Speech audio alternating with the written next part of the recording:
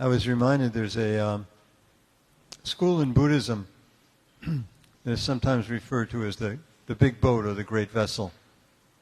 And the philosophy behind that particular school is the boat doesn't leave until everybody's on it.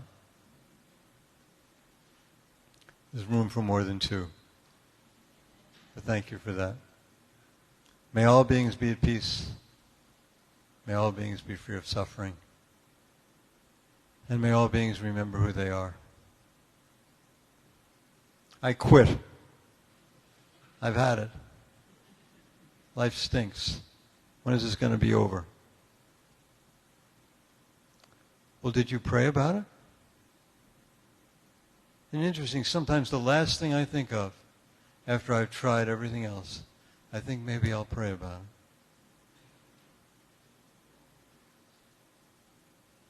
That's our choice this morning. Give up or give in. Giving up is just dropping down into horribleness, depression. Giving in is letting go of whatever it is I'm attached to of trying to make this work or trying to fix it, and realize that I can either keep banging my head against the wall or I can go through the door. Many times I don't even know there's a door there.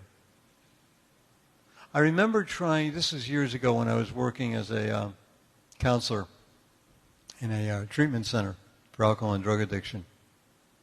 And I was trying to explain, I wanted to try to find a way that I could explain to family members what their addict was going through. Because here you have this alcoholic and this addict, who generally is a fairly decent human being, who makes all sorts of promises and then keeps breaking them all the time. So I'm going to do this differently. I'm not going to do this. I'm not going to do that. I'm not going to do that. And just kept doing it again. And the family is essentially totally befuddled and angry, justifiably so. So I tried to think of a way to get the idea across that this person was not being mean or nasty or belligerent just because they wanted to. It wasn't just bad behavior. There was something else going on here that was much deeper than that. So I came up with a very simple formula, and I'm not exactly sure how well it worked, but I'll try it again. I said, I'd like you to answer 3 questions. They're all rhetorical, so you don't have to answer them out loud. I mean, you can if you want to, but don't have to. Is there anything in your life you'd like to change? Most of us have something like that. Do you have a general idea of what you need to do in order to make those changes, happen? So let's take something really, really simple, like I'd like to get in better physical shape. So I know some things that I need to do in order to be able to do that. Simple things like, eating right, drinking more water, exercising once in a while. So I have a general idea of what to do under those circumstances. And whatever it is we want to change or desire to change in our lives, most of us have a general idea of what it is that we need to put into practice in order to make those changes happen. I think that's fairly fair to say. Question number 3, how come you're not doing it? Oops. All of a sudden I realized that I'm not just talking about willpower. I'm not just talking about gritting my teeth and making something happen. I'm talking about coming up to something that goes beyond a rational explanation. Like Paul, the evangelist Paul said, "For I don't understand my own actions. I am baffled and bewildered by them. I do not practice what I want to do, but I'm doing the very thing I hate. I'm yielding up to my human nature and my worldliness." Why is that? Last talk I gave here a couple of weeks ago was taking a look at the idea, the whole sense that, what we want and what we desire the most, what we're looking for the most, it's not here. What I pray for the most, what I'm looking for the most, I don't have. Or I have in dribs and drabs, but no way really what I'm looking for. And so I realized that, there's something missing. Something that's getting in the way from me and my heart's desire let's say if it's world peace, peace of mind, something that's pretty extraordinary, something that's a reality to all of us, but something that's very, very hard to get to and sometimes seemingly impossible to get to because something gets in the way. I don't know, what is it that gets in the way of your happiness? What is what gets in the way of your peace of mind? And for me, anyway, when I break this down a little bit, I find out that there's a confusion in language for most of us, for many of us. Confusion in language takes place when we have a difficult time knowing the distinction or knowing the difference between what comes from my little small self and what comes from my divine nature, the truth of who I am. I get that confused quite often. The divine within, we say, not within your body, but in your awareness. There's a difference between saying or coming to the conclusion that I have a divine nature and saying to ourselves or reminding ourselves that I am a unique expression of divine consciousness. Just for a minute, a little experiment if you wouldn't mind. Say this out loud, have a divine nature. Just get an energy level on that. And then think about saying what it would be like to say out loud, I am a unique expression of divine consciousness.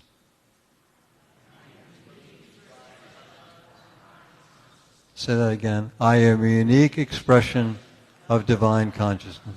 Do you get a difference in energy? Do you feel something different from what was, I have a divine nature? Isn't that nice? Isn't that wonderful? That's peachy. I am a unique expression of divine consciousness. So often we confuse forgiveness, compassion, surrender, letting go, with being a doormat. But it actually requires a whole lot of energy and a whole lot of inner strength to be able to do, just to forgive, for instance. What I'm suggesting this morning is that there's no rational explanation for that. You can't come to the conclusion that inner strength comes about through this or through that, and I'm going to prove it to you, because each one of us, myself included, is going to have to somehow or another find that on their own. It's not logical. It doesn't make sense to say to love your neighbor. It doesn't make sense to say if your neighbor wants your cloak, give him your coat too. It doesn't make any sense to say if somebody hits you, turn the other cheek. It doesn't make logical sense. And so for each one of us, somehow or another, we're going to have to make sense of that particular challenge and ask ourselves, am I going to approach this issue through my little human consciousness, or am I going to approach this issue through a higher consciousness and a higher way of seeing things? To the ego, the small self, the little tiny ego, my small self, my lower consciousness, it's all about it's all about gritting my teeth, it's all about emotional, it's all about force, it's all about control, it's all about I think I can, I think I can, I think I can, I think I can. I'm not denying the power of thought. Unity is based on the power of thought. But what I'm suggesting is that there are basically two kinds of manifestation. One kind, the one that we're most used to, comes about in books like The Secret, where you think about something that you'd like to have, either in the material world or something, an inner gift or an inner something you're looking for within yourself, something that you'd like to have, and you kind of create a mantra. I am well and healthy, I am well and healthy, I am well and healthy, I am well and healthy. Or I have a new Cadillac, I have a new Cadillac, I have a new Cadillac. I found the perfect partner, I found the perfect partner, You do something like that. And eventually, according to what we're taught anyway, it turns up. The thing that happens, though, is most of the time when it turns up, you don't want it anymore. Or you look at it and say, I used to really want something like that maybe 5 or 10 years ago, but I don't really want it anymore. Or you find out what you thought was going to make you happy really doesn't make you happy. Or it's on sale someplace else, or somebody just came out with a newer model. Now that's one form of manifestation. The other form is not creating something that doesn't exist already, but the other form of manifestation is allowing ourselves to open up to something that's already there. So when you open yourself up to divine consciousness, it's not creating a divine consciousness. It's not creating a divine being within yourself. It's not creating anything. It's coming to an awareness of what happens and what is going on absolutely within you right now. It's something that already exists. It's something that's already true. What I truly desire is already here. Most of us were taught that surrender happens somehow or another through some sort of outside force. Something happens out there that affects me in here. The way it really happens is that I come to a place in my life where I've tried everything that I possibly can. I've worked it and I've worked it and I've worked it and I've worked it. And I either keep on doing whatever it is that I'm doing, or I give myself the opportunity to step back and let go. My ego can hold this thing up for a while. What it says in AA literature is, for people who are recovering from addictions, is that once in a while, if we keep working on it and keep becoming aware of it, that the ego comes to a state of calamity and collapse. It just falls apart. It can't do it. It's like Popeye says, I can't stand no more. I can't do this any longer. And when we open to that truth, no matter what it is that we desire or would like to be able to get a hold of or like to be able to get, whenever we open ourselves up to that truth, that's when the divine light begins to shine through. We've all had that experience. It's not about giving up. It's about giving in. It's about opening up. One of my favorite stories about that is years ago I was asked to do a weekend retreat for a group of music ministers from Epiphany Parish. Familiar with Epiphany as a Catholic parish, very avant-garde, very progressive. And I was doing a lot of retreat work at that particular time, and I said, sure, I'll do that. So I remember finding this place. They had some cabin someplace where they were having the retreat, and I found the place okay. Usually I get lost. I found the place okay and got in. I was a little bit early, and they were all in the kitchen kind of cleaning up after dinner. And they said, oh, you can have a seat in the living room, and we'll be with you in a couple of minutes. So I could hear them. I was kind of listening vicariously to the conversations that were going on in the kitchen.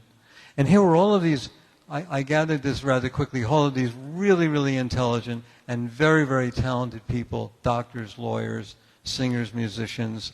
And as I started listening to all of their stuff and all of their banter going back and forth, and they were having a grand old time with one another, I could feel myself sitting in this chair in the living room getting smaller and smaller and smaller, and looking. Eventually, I got to a place where can I just throw up on the floor and pretend that I need to go home because I'm not really up to this? And I was almost ready to do that, and I said, I know I need to take a deep breath and sort of suck it up for a while, and I did. And they all came trooping in, much happier than I was, having a grand old time, and they all sat down, and they all got quiet.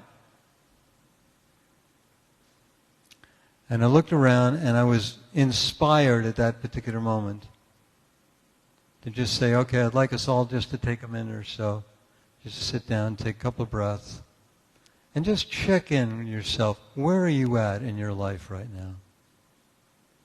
What is it you desire? What is it you are looking for? What's going on with you at this particular moment? So we did that, and then I said, I'd like to take a few minutes just to share that with one another. We did. You know what I found out? They're all just like me. No matter what it looks like on the outside, we're all going through our own little crises. We're all going through our own little difficulties. We're all kind of sometimes running from the pain that we are in, that we can't really talk about or tell anybody about. And yet here it is. Somehow or another, here's another thing we keep forgetting.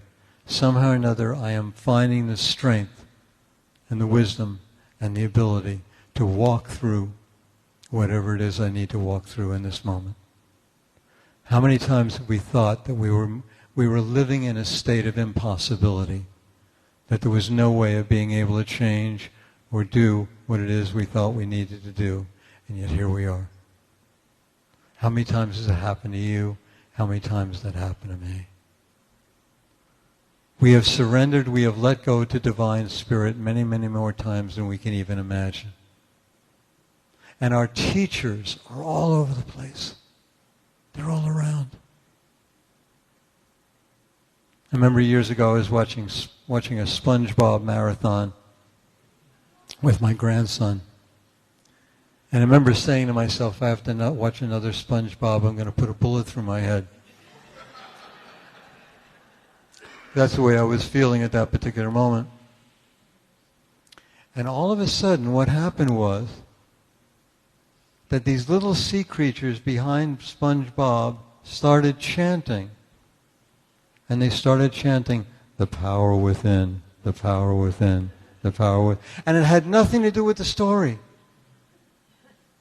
SpongeBob was doing whatever he was doing with Squidward over here someplace, all right? And these little sea anemones in the background going, the power within, the power within, the power within. I said, oh my God. I would love to find that episode again to find out whether I just made that up in my head. Or whether it really happened. But it didn't matter. Because what happened was, here comes my guru wrapped up in SpongeBob. The power within. You can watch as many of these as you want to. In other words, doesn't have to take anything away from you. And I said, my God. And then I started looking around a little bit later at all of these other teachers in my life. If you want to know what your strengths are, take a look at your heroes and heroines. Now please don't give your power away to them.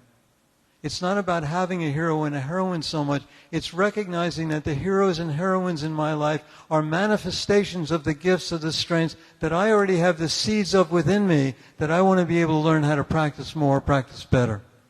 So don't make them into a statue and polish that up and put it up on your mantelpiece. That's not what it's about.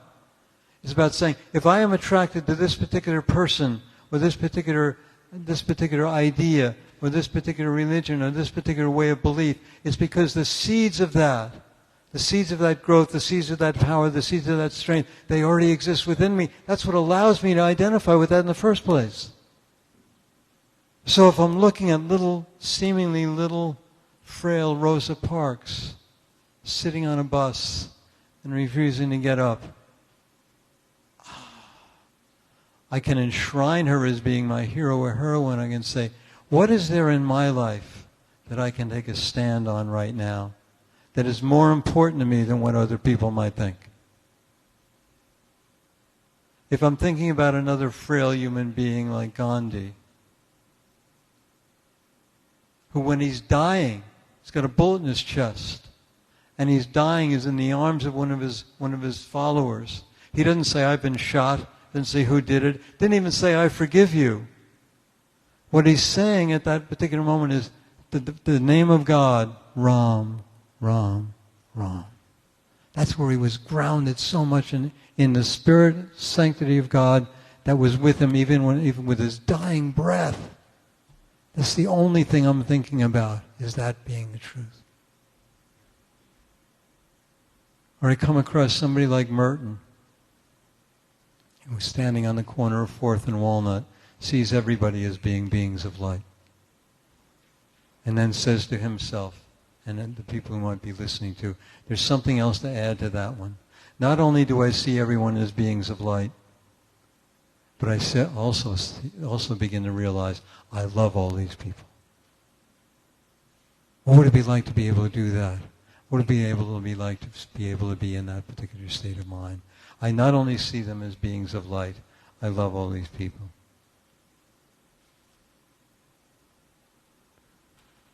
It's not a neat package.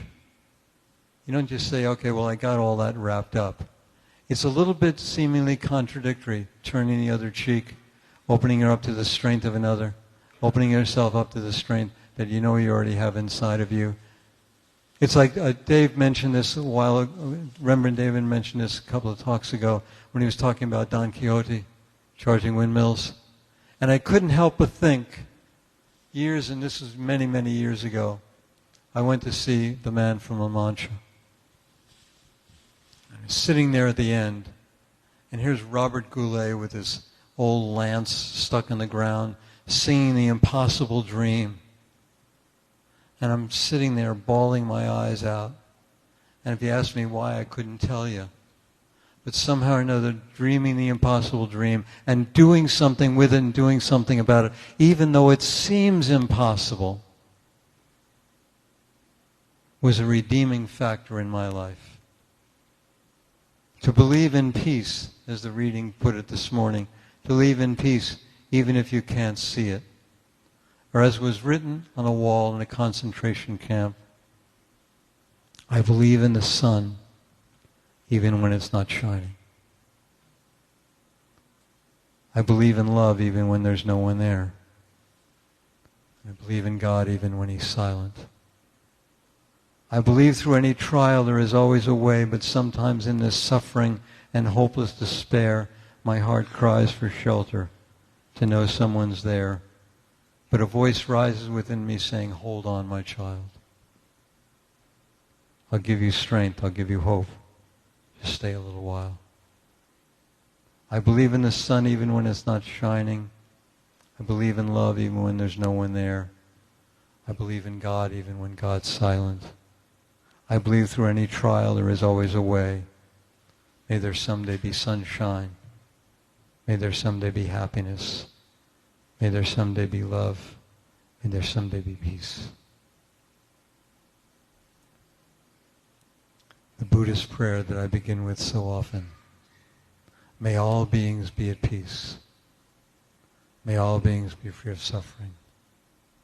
May all beings remember who they are.